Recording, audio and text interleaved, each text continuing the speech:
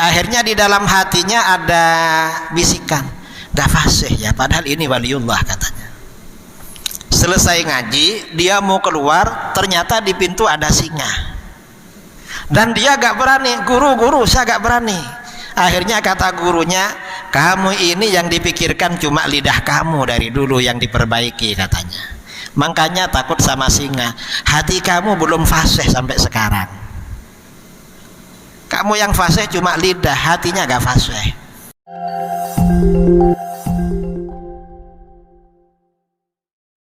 Jadi memang ya, apapun yang terjadi pada kita,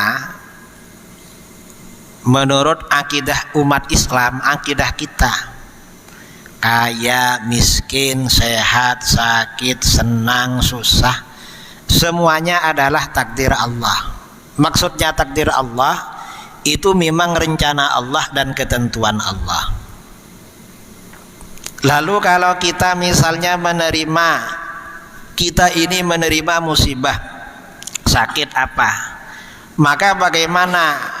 Ini tuntutan agama kita ini bersabar kepada Allah. Berarti kita disuruh bersabar dan kembali kepada Allah. Kalau misalnya kita ditimpa kesulitan ekonomi atau musibah atau apa, kita dituntut bersabar, kembali kepada Allah seraya mengingat dosa-dosa kita. Mungkin ini penghapus dosa-dosa saya. Saya pantesan, saya banyak dosanya dari kemarin-kemarin. Bisa seperti itu. Tapi kalau yang terjadi ini baik-baik, dapat rizki, pendapatannya meningkat ya, kemudian pokoknya berhasil, terbaik pada kita. Yang terbaik seperti itu. Jadi kadang-kadang kita ini tidak kaya, tidak begini. Ini tetangga kerja seperti saya, kok lebih banyak uangnya dari saya. Oh berarti saya ini dikasih sesuatu yang beda dengan dia. Mungkin ini yang terbaik bagi saya. Kadang-kadang seperti itu bagi seorang mukmin. Orang mukmin itu biasanya selalu berpikiran positif pada Allah. Oh ini yang terbaik, sudahlah ini yang terbaik buat saya, syukuri aja. Karena kadang-kadang ya kita ini melihat, itu banyak uangnya, banyak asetnya, saya agak banyak. Tapi kadang-kadang dia sholatnya telat-telat karena ngurus dunianya. Kamu beruntung gak punya seperti itu. Sholatnya bisa di masjid, bisa tidak telat-telat itu. Kadang seperti itu. Dan memang semuanya takdir dari Allah. Yang jelas kalau takdir dari Allah seperti itu. Kalau kita ini beribadah kepada Allah, kita sholat subuh di masjid, mungkin sholat isyraq, sholat duha habis itu, mungkin tadi malam sholat tahajud, itu takdir dari Allah. Kalau yang kita terima seperti itu, maka bagaimana? Ru'yatul minnati minallah. Kita ini harus melihat, harus meyakini bahwa ini semata-mata anugerah dari Allah. Bukan karena kita ini hebat. Saya ini puasa berarti hebat, salah itu. Kita ini berpuasa berarti Allah memberikan anugerah ibadah pada kita. Sama dengan ketika kita bersedekah. Ini bukan karena kita hebat, bukan. Mengapa? Allah memberikan rizkinya orang lain melalui kita, anugerah pula dari Allah. Jadi apapun yang terjadi pada kita itu semuanya semata-mata dari Allah. Ya macam-macam memang. Kalau kita berbuat dosa, dosa itu dari Allah juga sebenarnya. Maka bagaimana?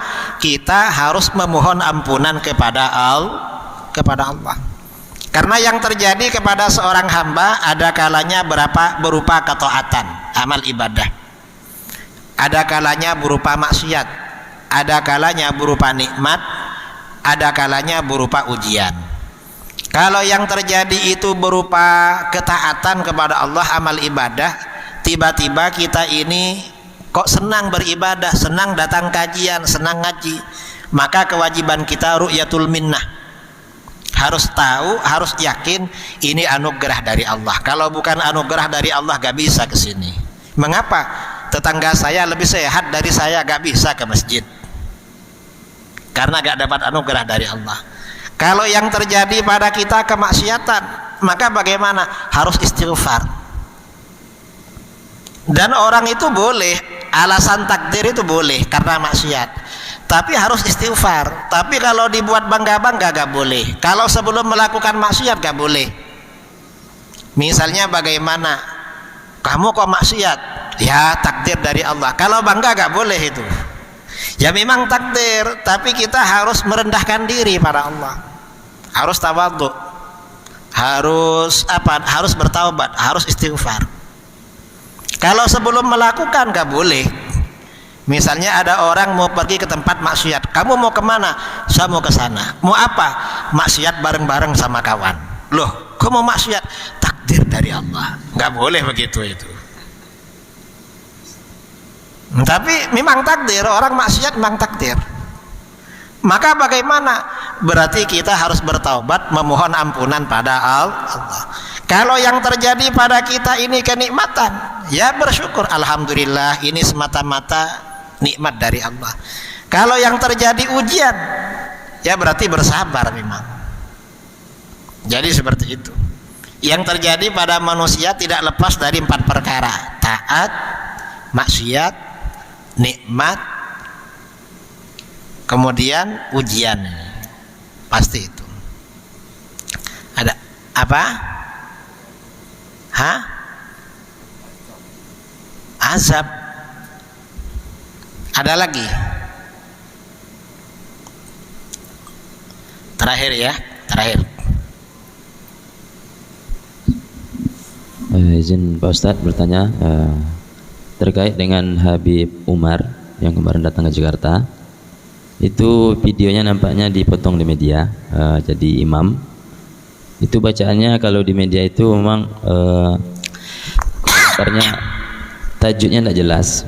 Lalu disandingkan dengan imam Salafi yang bacanya fasih.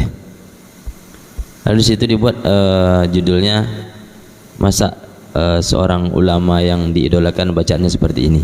Nah, ini apa komentar dari Kiai terhadap media yang seperti ini?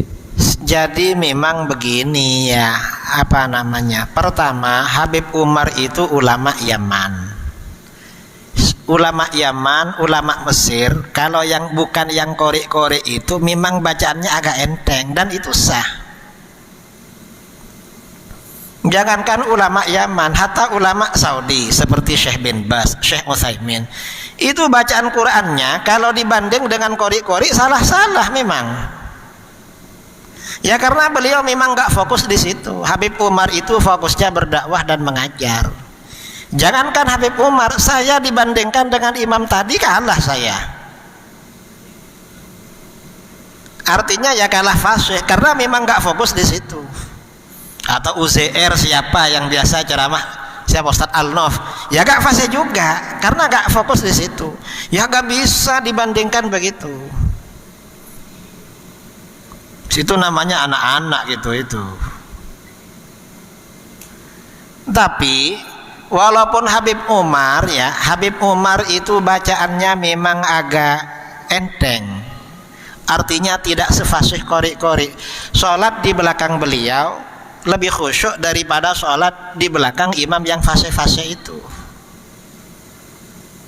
Buktinya apa? Orang yang mendengarkan ceramah beliau itu kan banyak yang berubah setelah itu. Setelah mengaji kepada waliullah ini, ternyata bacaannya tidak fase. Jadi ya, jangan dinilai seperti Umar itu. Dulu itu ada seorang ulama ini fase. Mau datang ziarah kepada seorang waliullah, terkenal wali orang ini.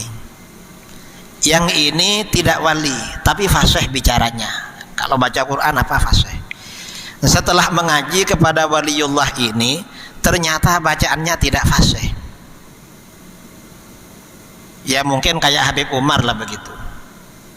Akhirnya di dalam hatinya ada bisikan, gak fasih ya, padahal ini waliullah katanya. Selesai ngaji, dia mau keluar, ternyata di pintu ada singa. Dan dia gak berani, guru saya gak berani. Akhirnya kata gurunya, kamu ini yang dipikirkan cuma lidah kamu dari dulu yang diperbaiki katanya. Makanya takut sama singa. Hati kamu belum fasih sampai sekarang. Kamu yang fasih cuma lidah, hatinya gak fasih. Akhirnya singa tuh suruh pergi-pergi. Ibaratnya macam seperti itu. Bang, ada ya orang-orang yang diurus lidahnya saja, hatinya gak diurus. Memang perlu ada orang yang fasih-fasih, ada. Tapi gak bisa kalau semuanya fasih, gak bisa. Karena gak semua orang itu ya fokus jadi imam, fokus jadi apa, gak bisa. Ada orang fokusnya mengajar, ada. Saya rasa itu ya. Jadi yang Habib Umar ya kalau jumpa kita sholat di belakang beliau. Kalau ada imam yang fasih kita pindah sama beliau. Kecuali kalau yang fasih itu ilmunya selevel Habib Umar, gak apa-apa di belakangnya. Dan ini yang bertanya ini, atau mungkin Wahabi ya, yang ini gandeng-gandeng, dia cuma menata lidahnya aja, ilmunya sama hatinya jelas gak ditata. Tapi Wahabi hatinya memang rusak karena suka mengkafirkan orang, menyesatkan orang gitu. Saya rasa itu.